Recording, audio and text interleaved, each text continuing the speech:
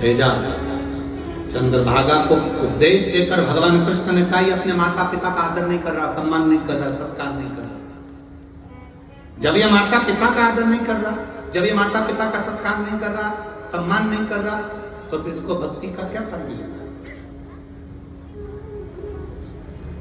फिर निवेदन है, जिस माँ ने तुम्हें 9 महीने गर्भ में रखा, जिस माँ ने 3 साल तुम्हें अपनी गोदी में रखा, और जिस माँ ने अपने दिल में मरते दम तक रखा, उस माँ का सम्मान करना सीख, उस माँ का आदर करना सीख,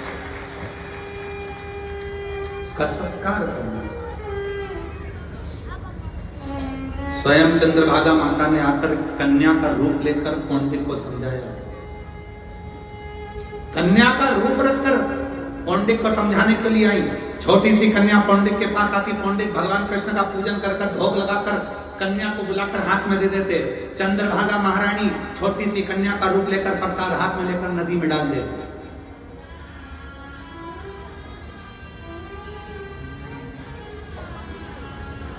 प्रतिदिन कन्या को आवाज लगाते पौंडिक, ले प्रसाद लो, प्रसाद लेती और वो नदी में डाल देती।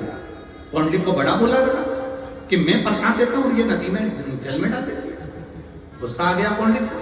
पौंडिक ने आज कन्या को बुलाया और पूछा, क्यों तुम ये प्रसाद नदी में क्यों डाल देती हो?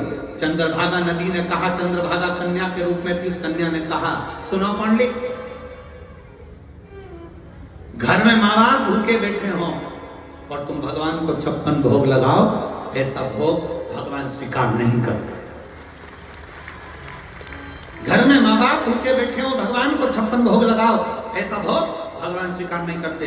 पौंडरिक समझ गए, घर गए, माता पिता का आदर करना प्रारंभ करा, प्रणाम करा। चंद्रभागा क्या करती है? सही मार्ग माँ चंद्रभागा बताकर हरि विठल तक पहुंचाने का प्रयास करते थे।